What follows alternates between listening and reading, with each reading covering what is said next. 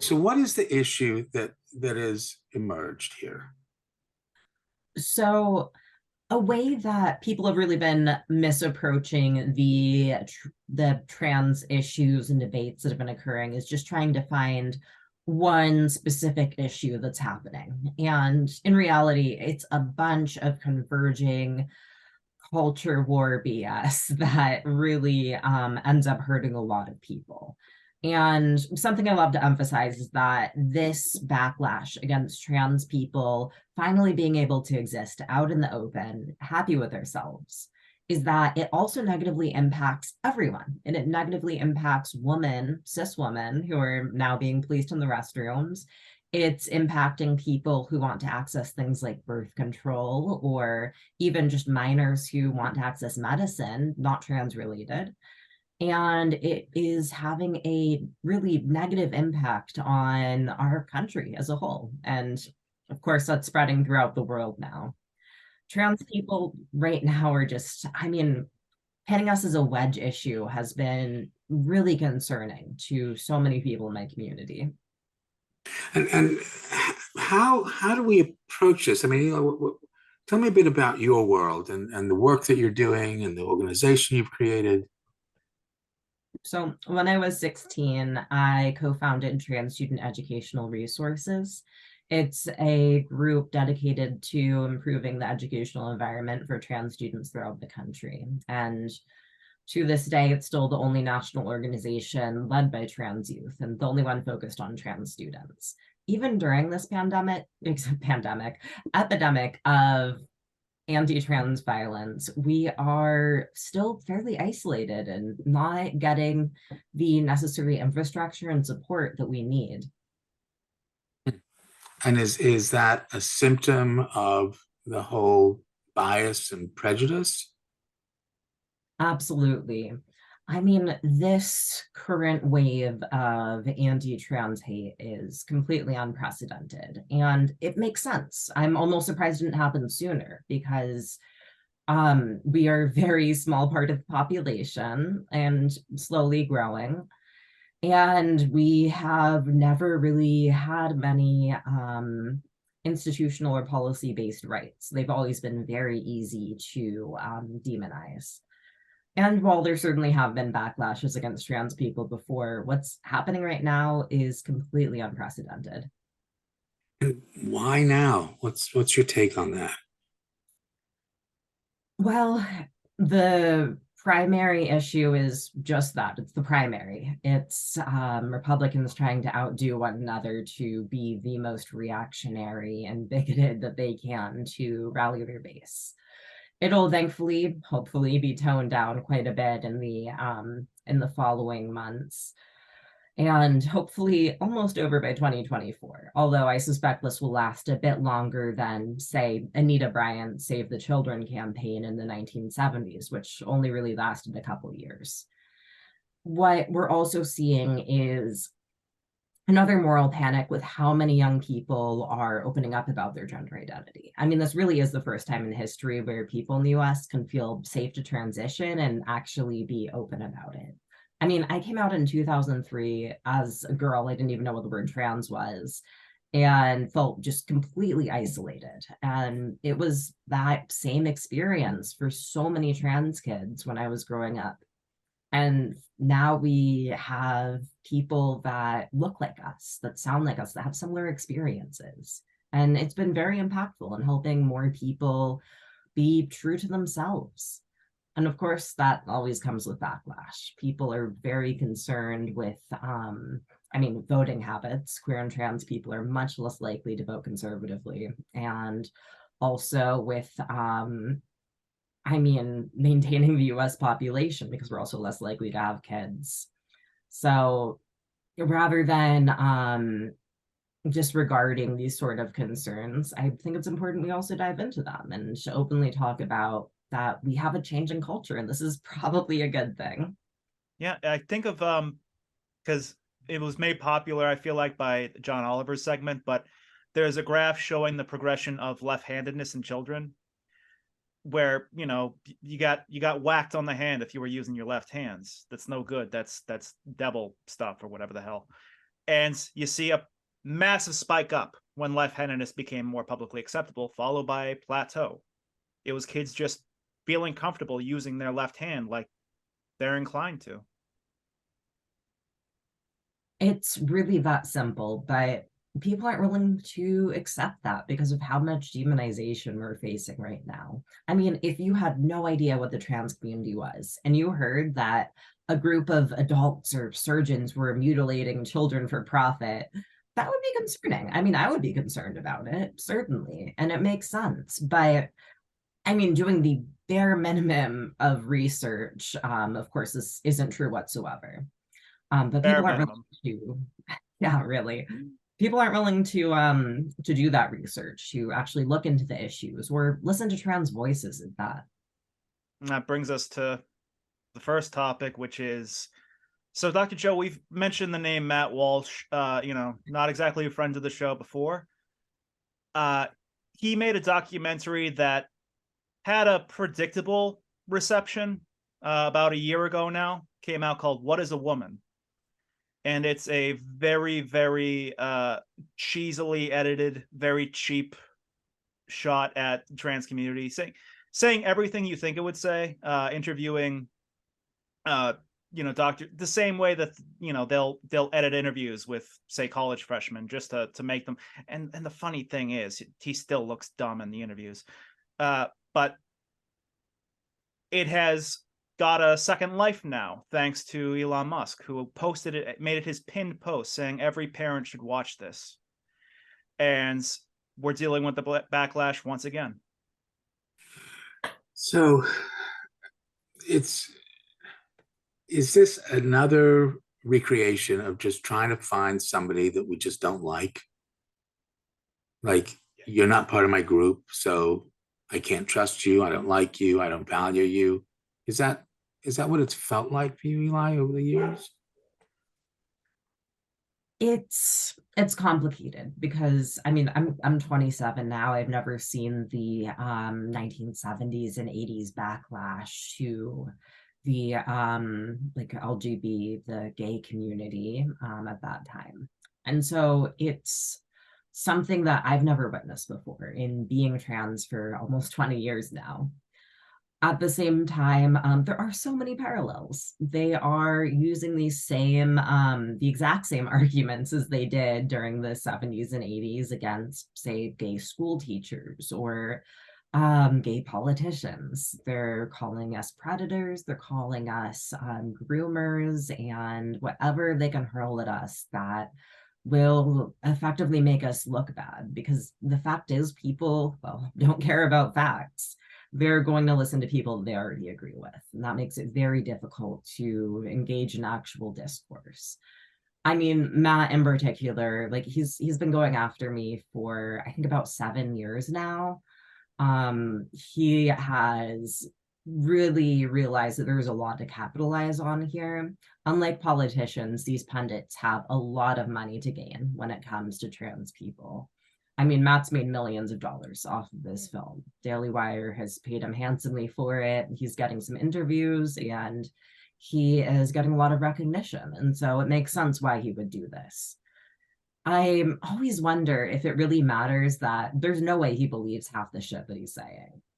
I mean, I remember at one point in his documentary, he had a guest on who claimed that youth at transition will give $1.2 million to the medical industry, which is just Are you telling me that medicine is for profit? Yeah, well, there's your first issue.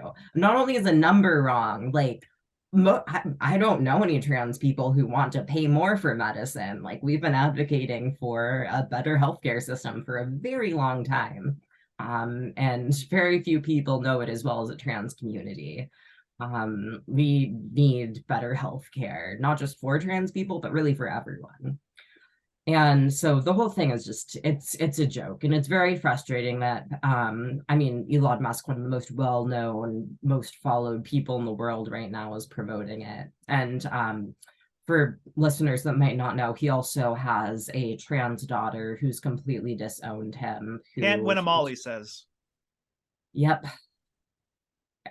It's really terrible. I mean, what he did to his daughter, and Yeah. also You know, I mean, there's so much to talk about, but I I have to just sort of say this now because I don't want to be disowned by our sponsors. So, with that in mind, what I would like to do is take a quick commercial break so our sponsors can talk about what they offer the world, which is a good thing. And then we'll be right back with the Dr. Joe Show and this very important topic. We'll be right back. As a matter of fact, I mean, we're talking about, trans youth, trans adults, the whole idea that somehow an entire community of people who want to be who they are once again being told that you cannot. And there's some laws that may be influencing this. Eli, can you talk a bit about that? What's happening? So right now, about 23 states have passed laws against trans healthcare in some way or another. Several also are targeting trans sports too. This is just really playing the political football. They do not care about this topic whatsoever. Well, the politicians don't, but they know it'll rally their bases. And so they're using us as this wedge issue to really try to gain support from their voters based entirely on misinformation. So, what are some of the healthcare issues that are trying to be blocked now? So the most common one is banning transition care for youth and sometimes also adults. They, I mean, frankly, it's almost difficult to talk about just because of how absurd it is. They are banning basic medication that's been available for around 100 years now and calling it experimental. They are banning puberty blockers for trans youth, which have also been used for about 50 years. And they're claiming it's experimental treatment or dangerous in some way. And a few things I like to point out are that every major medical organization agrees that healthcare, including for trans youth, is medically necessary and improves our well-being. And also that none of this is new. Youth have been transitioning medically transitioning for about 100 years. And I gotta point out, like, it's not, you just go to the doctor and say, I'm trans, and then it's straight to bottom surgery. That's not what happens. Because when people say mutilation and sterilization, like when Elon's talking about sterilizing autistic kids, he's thinking that like 7-year-olds are going to get bottom surgery, which one is expensive, and two, no, they're not. They're the parents are letting their hair grow out and play with Barbies. But is that one of the issues? Is the age at which a person identifies as one way or the other? I mean, is that part of what people are concerned about? This is a big part of the misinformation that people are claiming 7-year-olds are getting surgeries, which is just completely absurd. There's sure occasionally, I mean, I was a minor when I had surgery. I was 17 though. Like, we're not talking about children here. We're talking about young adults. And they are pushing this really ridiculous, unscientific narrative that is ultimately making it more difficult to get necessary medicine in our community. And I mean, I'm curious from your own world. How old were you when you began to just realize that you weren't like sort of how would I even describe it that you were being asked to follow a certain path of gender and it just didn't make you feel right? I mean, what was the experience? I mean, I think that's a really great question because personally, I don't really know how I knew. Something I like to point out is that I had zero outside influence, never saw a trans person before, didn't even know the word transgender. I was 8 years old, thought I was the only person in the world like this. And you hear that story quite a lot from people who transitioned before the 2010s or so. And I mean, being 8 years old, I had no idea that I actually had options and I could express myself. So I realized I wanted to medically transition a few years later when I learned that was possible. And eventually my parents came around when I was 13 after rejecting my identity for 5 years. Let me say, it was very difficult to get them in that direction. Literally everyone in my life was against me, and I had to advocate for myself, as so many trans youth do today. And nobody should have to do that. You shouldn't have to be going through third or fourth grade and having to like advocate for your gender identity to your peers or adults. That's just something that no child should have to do for themselves. They should have these support systems that are currently being dismantled. And why did it freak people out so much? I mean, why didn't your parents just immediately? I'm not parent bashing here, but I mean, really, but why? What's your take on this? Why are people so like freaked out by this?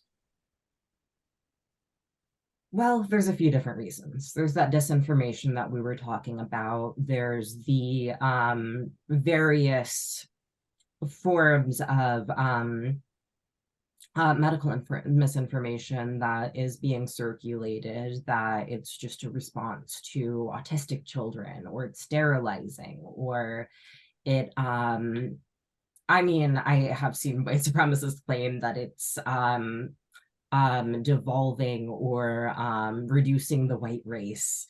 And I mean, there is this like white supremacist and racialized component to it too. So there's a huge confluence of different issues, many of them related to queer issues that are really surrounding trans people, and particularly trans youth right now. But the idea that, especially the idea that would like, oh, teachers and counselors are being forced to use the correct pronoun. First off, so you know, the one complaint in documentaries like, what, does everyone get their own pronoun now? I'm like, son of a bitch, everyone gets their own nouns. They're called names. If I ask you, yeah, like if I ask, say, my name's Tom, am I forcing you to use my name? Or is it just polite? It's just being a decent human being to use the person's given name or the name they choose for themselves. It's not that hard. Yeah, it's a lot of it boils down to basic respect. Yes. And I mean, do you think people are afraid? Like it's just like it feels wrong. Misinformation absolutely contributes to this. But I think, some people might think, wait a sec, it's boys and girls, male and female, and that's what you're born with. So Or where's intersex. where's the problem? And yet human beings are not that easy to figure out. So do you think that's part of it? Is it just so sort of some people just go, wait, this doesn't feel natural? Definitely. I mean, we are taught from a young age that natural is better in I mean, many cultures. I won't say all of them. And I think that does contribute to it too. It's a huge number of different ideologies that are coming together to target trans people. I mean, we have the religious right teaming up with like new atheists against trans people. We have politicians from very wealthy backgrounds partnering with local like small churches and hate groups.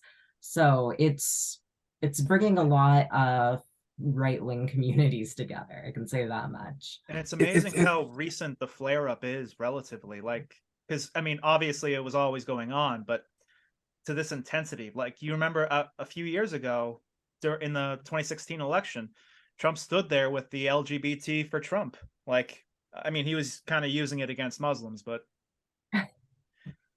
It Yeah. wasn't a third rail the way it is now.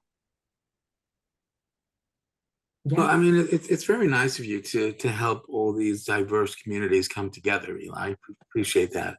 I'm being very silly and facetious, but once again, and the reason why we want this here on the Dr. Joe Show is the Dr. Joe Show is all about respect and value, and wondering, who we are, why we do what we do, without any judgment, but just, who are we? And unfortunately, human beings have a propensity to rally around a common enemy. And I just don't understand why a trans community would suddenly appear as a common enemy. Am I way off base on this, Eli? I think you're right here. And I mean, part of this reason, which I mentioned earlier, is that we only make up a tiny portion of the population, 3 times as likely to live in poverty. There are barely any trans politicians or people in power. So we're actually a very easy community to target. And with the US right and churches losing so much power right now, it only makes sense. Sometimes I wonder why this didn't happen sooner. I heard a very interesting sort of theory that I believe wholeheartedly. It was from Dave Anthony, who, to shout out, just yesterday was at one of the big protests in Glendale, California, where out of town Proud Boys, NSC, Patriot Fronts, the usual, started assaulting parents who were in support of the school board adding Pride Month to the school calendar, recognizing Pride Month. That's what all that was about. And of course, you get the paint that, like, oh, the violent Antifa groomers are out there assaulting, children. You see the footage for yourself, but you get that spin on it every pretty much everywhere you look on mainstream media, on Twitter. Yeah, we're really good, and we're really gullible. When the smaller the minority, the easier it is to believe just the most outlandish things about them, because the danger is in the apathy. Because you see people folding, you see corporations folding left, right, and center, because they didn't really care that much. Because what was it other than for marketing? So Target, probably the perfect example, had a selection of merchandise, featuring Pride art patterns, and it was drawn into a satanic panic kind of thing. Multiple Target stores received bomb threats. People were making videos of themselves harassing Target employees, saying, "Hey, do you groom kids here? Do you groom kids here?" Eventually, Target started pulling the Pride sections. Oxfam International, they made a post condemning trans exclusionary radical feminists, as I think you should. They took that post down because they didn't want to, seem like they were taking a principled stance or whatever. Just the slightest pressure, and people are caving in. Yeah, this risk of taking a stance when you are trying to promote or mispromote a product can certainly influence our decision making. But one of the things that I'm absolutely convinced about is that our sponsors are not doing that at all. They have a good product. They want people to be able to enjoy it. It's the right motivation. And so with that in mind, let's hear from them. We'll take a commercial break and we'll be right back with the Dr. Joe Show. You're listening to the Dr. Joe Show, here with Eli Erlick, talking about nature and how what we learned in kindergarten probably wasn't the full story. What do you mean, Tom? Well, I remember, we all went to school, I assume, and in science, when we learned about biology, there's male and female, there's XX and XY, and that's the end of it, right? Well, I mean, the other week we were talking about Punnett squares and how those kind of suck for advanced genetics. Intersex children, and they're born at a same rate as redheads, I just recently learned.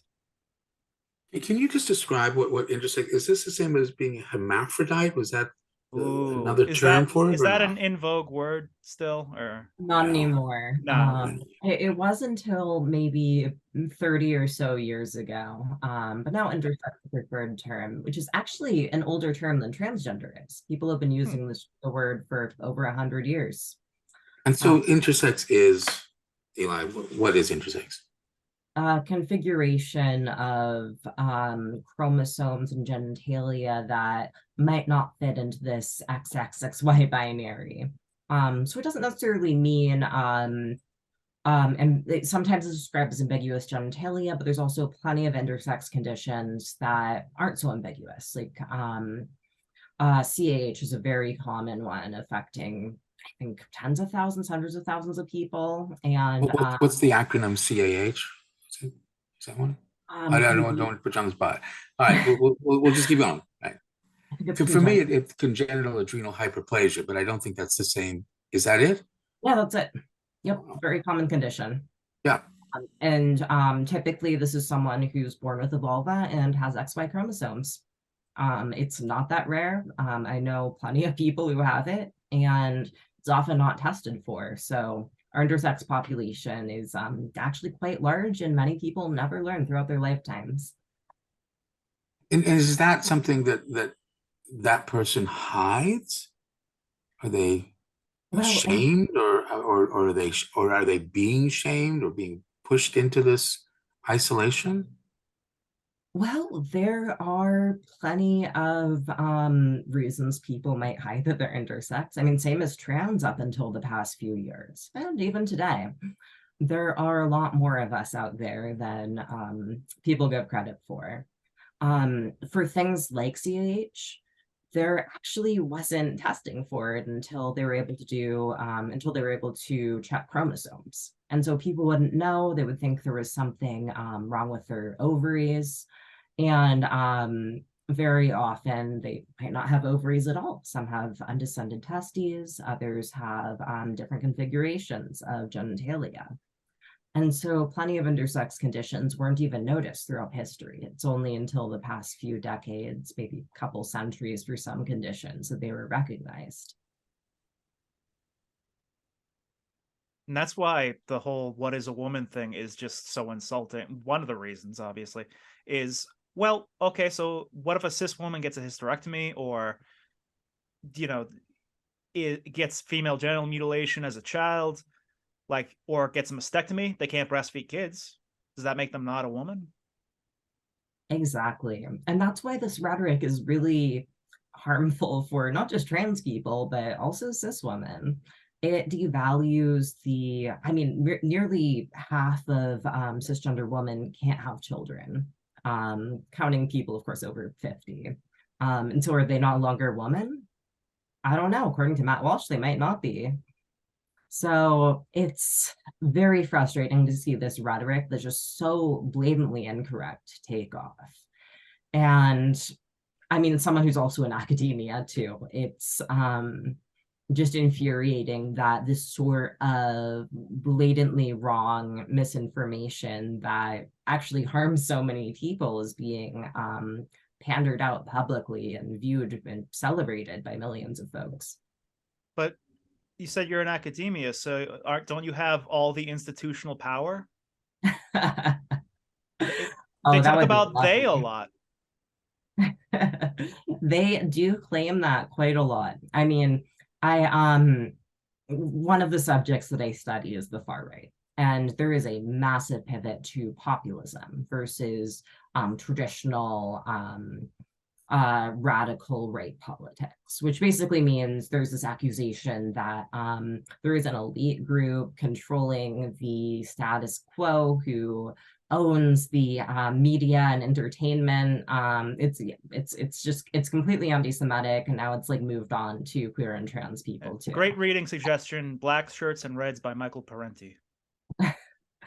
I am a big fan of Producers, Parasites, Patriots, recent book on the new right. I mean, it gets really into the nitty-gritty of all of these recent changes. I mean, this sort of rhetoric is kind of ridiculous. Like, I would also say almost everyone in media would say, don't put your hand on a burning fire, it will burn your hand. Just something so obvious doesn't mean that the firefighters control all of the media and education industries. It just means this is pretty self-evident and like just an obvious fact.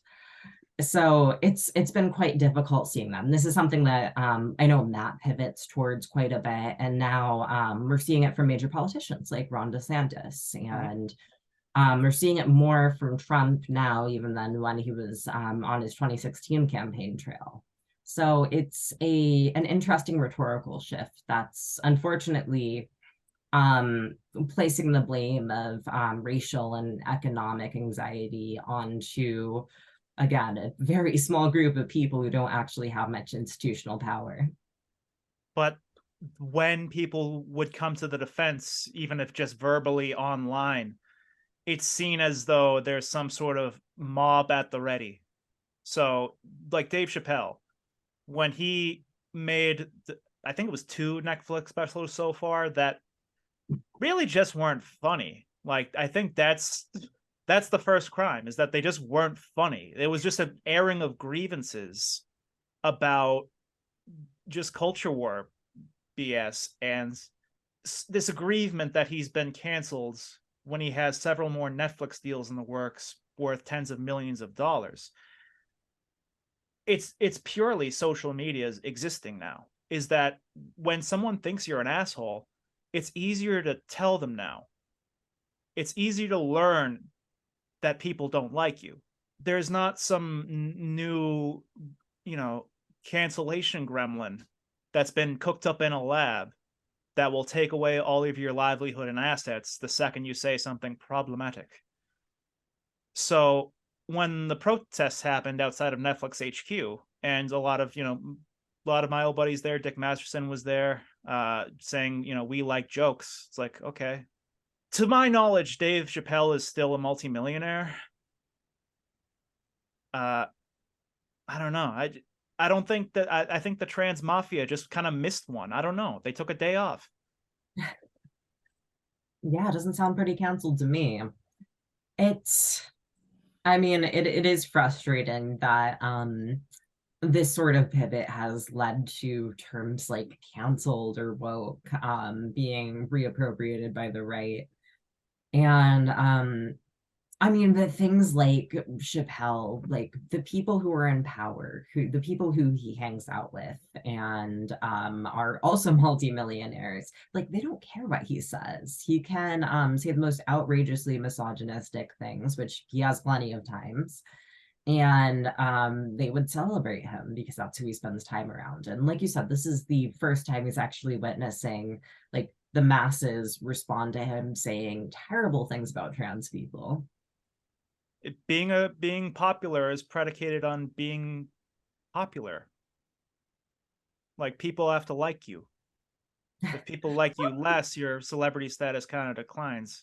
Unless you're one of those love to hate types. I think that's a narrative that we're being told more than anything.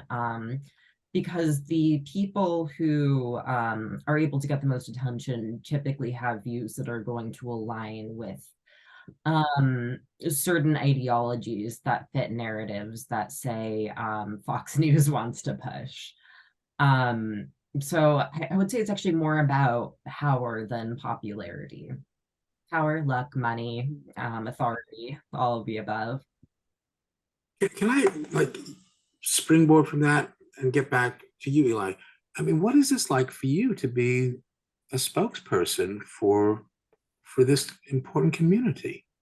How did that evolve? Lots of demonizing.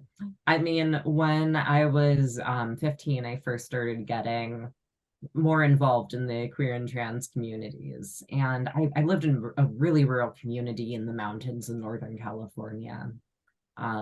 It was a small mountain of a few hundred people. And I realized I had to advocate for myself. There were no other trans people in the town, at least who were out. So I I mean, I got started organizing a conference. I started TSCR, got involved with a bunch of different organizations, and went on from there. But it's really just these past 2 or 3 years that I have seen so many trans activists burning out, becoming very targeted by the far right pundits, media, politicians, and becoming scapegoated in just really terrible ways. I mean, I have a comrade in New Zealand who poured soup on a TERF anti-trans leader who partners with neo-Nazi groups, Posey Parker. And this woman is a Ukrainian refugee. She fled from Colombia more recently, and found herself in New Zealand. And now this group is taking her to court for assault and trying to drive her out of the country. And I think that's just one small example. I mean, I've received hundreds, if not thousands, of death threats in the past, I don't know, 6 months alone. Yeah, you've been also like either sued or you've countersued. I noticed a headline about Blair White. So Dr. Joe, Blair White is sort of the online rights pick me, or the trans friend. So Blair White's a trans woman who is very anti-trans, because this is a tale as old as time. And I believe she was one of the ones accusing Eli of distributing drugs to minors. Am I off there? Oh, absolutely. So I mean, broader than that, for some context, when laws started to become passed across the US banning this necessary life-saving medication, I suggested that people share their hormones until it's available again. Matt Walsh quickly picked up on that, along with some other pundits. And this quickly turned into I'm selling and trafficking castration drugs to children, because that's apparently how it snowballs in far-right media. There's a certain irony to it where they are saying I'm doing this terrible thing that frankly I don't even have any interest in, but because they want their oh so feared big government to step in and control our own medicine, trans people unfortunately do have to share medications, and this is happening only because of this, because our healthcare system isn't going to be resilient to far-right attacks. It's unaffordable and it's hard to receive necessary healthcare.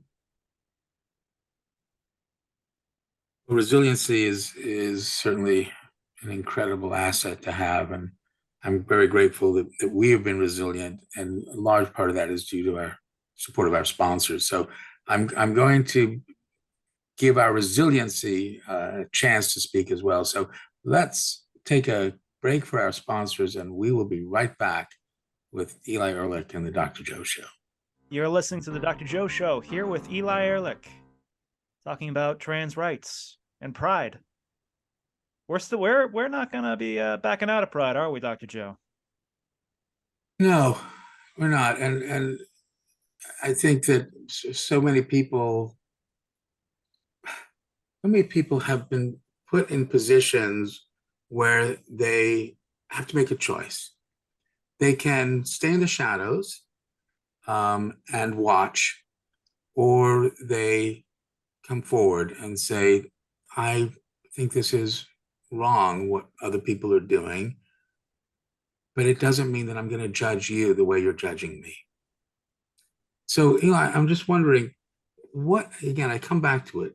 You're putting yourself out there. It says a lot about who you are as a human being. What is this like for you? I mean, now during Pride Week, where so many people are worried that they're going to be hurt. It's definitely troubling. I mean, it's Well, it's a double-edged sword. On one hand, I don't want to admit that, yeah, sometimes I'm a little nervous because of all of the threats against me, against my community, against the people that I care about. But at the same time, I don't want to let bigots know that they have any control over how we feel. And if anything, this will hopefully be a final hurdle for full support around the world for trans people. Just seeing how much we've been demonized, unfairly disregarded, and just completely fed to the wolves by demagogues. I mean, I, like, a few months ago, had the FBI show up at my door because Marsha Blackburn reported me to them, which is, I mean, ridiculous. Like, nobody should be experiencing that. I receive swastikas in the mail all the time. I get death threats every single day. And unfortunately, the same is true for a lot of trans activists. But we also have to remind ourselves with the internet, like, this is entirely unsubstantial. It's not going to physically impact at least people like me who are in very privileged positions. I mean, I'm a white woman who lives in New York still. Like, I probably wouldn't be doing this if I was in the South. I would probably be more focused on moving at this point. And In New York. Yeah. yeah. So I mean, yeah, it is definitely difficult, but also with every moment of fear or anxiety, I just remind myself that this is also how other trans people are feeling. This is how our community is, frankly, kind of in danger of losing our healthcare basic rights. And that can't happen, because if we all stand boldly against it, they can't take anything away from us. I think this is the hardest part about the IM approach. Because the IM, is saying we're all doing the best we can. We don't have to like it, but we want to understand it. And when there's this hate, this venom, this dark side of humanity, it is difficult to understand how that could be the best someone can do. And even that's an IM. I mean, that's the thing is, the IM is saying we're at a current maximum potential. We're doing the best we can. But if you don't like it, you can change it. And we're influenced by 4 domains: our home domain, our social domain. We're talking a lot about that today, about how the social domain is responding and how that then influences our biological domain of our brain and bodies, and the I see, how I see myself, how I think other people see me. Because the domains interact, a small change can have a big effect. We don't need to change everything. I'm hoping that tonight's show, is one of those small changes. But Eli, I'd like to ask you, given our topic for tonight, what small change can you recommend to our listeners? Well, something I love to see is more critical thinking. I know it's very academic, but I'm talking about Target a little bit earlier reminded me that when they removed bathing suits because the right was claiming that they were being sold to children, some trans people were defending them and saying, oh no, they weren't selling them to children, they were adults only. But then that has me thinking, why not sell them to children? Like, I could have used that when I was a teenager. That would be great. And so just constantly reevaluating the arguments that are being made, even potentially on your behalf, is just so important to our movement. And also just our social lives, our home life, how we interact with other people. Just developing these critical thinking skills is really key to self-actualization and realizing how we can be in the world. And critical thinking is actually a function of your prefrontal cortex, your rational brain. And we have evolved that. We have a limbic brain, which I think is really what's stirring up a lot of this, this emotional, irrational, impulsive brain that sees predators where there may be none. And then we can step back and look again. Well, why is that the best that person can do is see me as a threat? What's happening in there I am? And that really gets to the second truth of the I am, because everyone has one. Everyone is interested in what you think or feel about them through their I see domain. How do other people see me, which has an effect on their biological domain? Because it feels different when you feel respected or disrespected. This means you control no one, but you influence everyone. And you get to choose the kind of influence you want to be. So, Eli Erlick, what kind of influence do you want to be?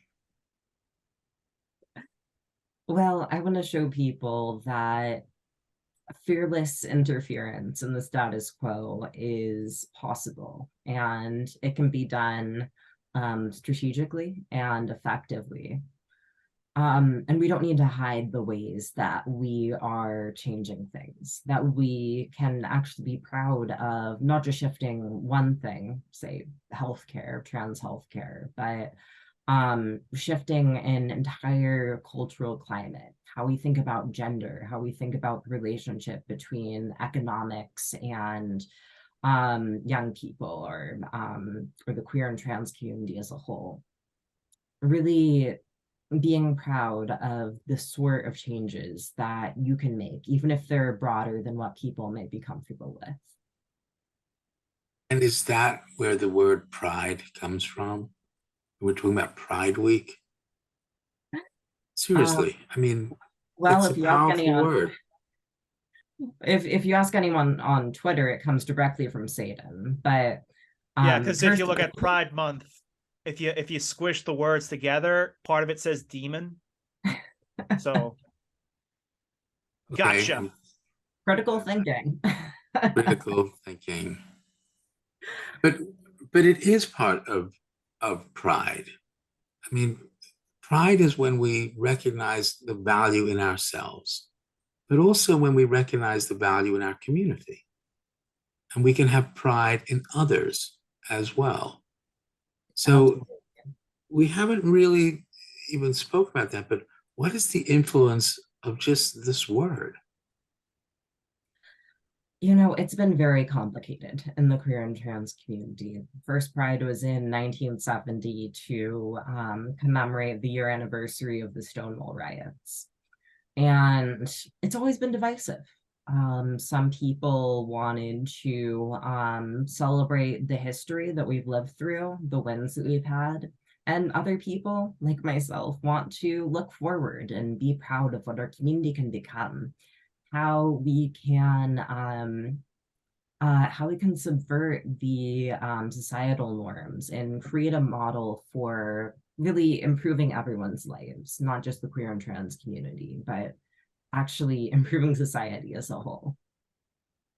By embracing each other and by seeing each other for who you are without that judgment.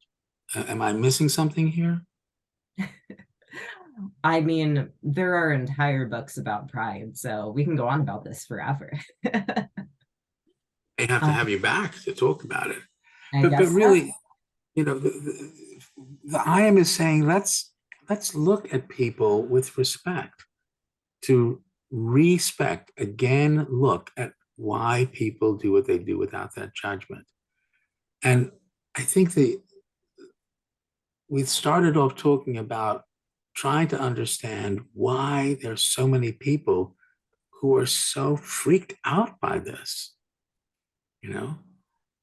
And what I want to be sure is that we don't activate our mirror neurons and judge them the way they judge others.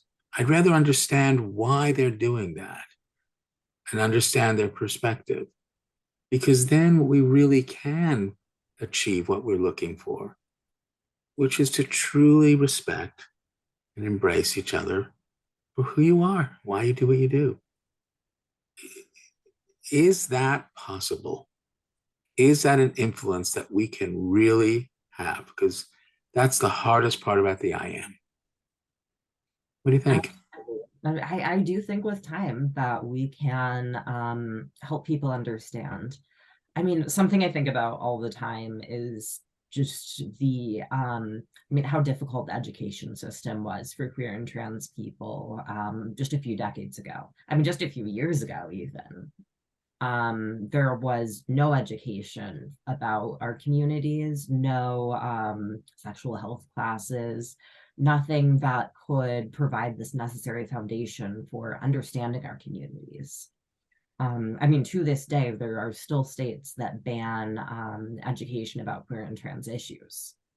And I think once we come out of this current moral panic, we're going to be in a different time, especially with social media and this ability to see other people from around the world, from all these different experiences face to face.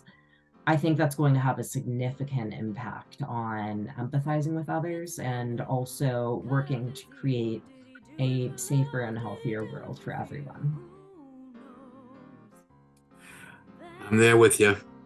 So I so appreciate you giving us the gift of your time tonight, and I hope that we get this message out, Tom, to a lot of people. We're going to do that. Thank you so much for being here tonight on the Dr. Joe Show. Tom, I'll see you next week. Was there anything that we didn't cover? Anything that you think that we should be able to communicate to our listeners? What do you think? I think for this show in particular, one of the big myths that's been pushed for passing all these bills has been that the brain doesn't stop developing until 25. And so we need to limit trans healthcare until people are 25, which I'm sure you have some things to say about too, just because of how ridiculous it is. Yeah, I mean, no, I think you're right. I mean, as I've said before on the show, because we've mentioned that, is my wife is convinced that my brain has not fully developed yet. So I'm sure. No joke. No joke. Like when I was turned 26, it was like, oh, it was like a light went on. It's like, yeah, oh, okay. But also it's the silliest thing, because our brains are always changing. I mean, every piece of information affects our neural net that then changes it. That's what the IM is about. It's saying, we're always at this current maximum potential. Nothing is static in our entire cellular structure. It's never static. And even when you're dead, I hate to say it, it's not static, because things begin decomposing and going back to their, atomic state, an ionic state. So yeah, I think that is definitely worth mentioning, and we'll add that in, Tom, that yeah. This myth. I tell you, I was an expert witness in a case of a child who was born with both sets of genitals, and it was a really interesting case because, without going into the details, the child was taken into foster care, and the foster department, the Department of Child and Family Services in this particular state, made a decision for this child to do surgical intervention to give them the gender that they thought the child should have. And it was not the right gender. It very often isn't. The kid, yeah. And this kid identified not with their anatomical gender that had been sort of imposed upon them. And the case was really looking at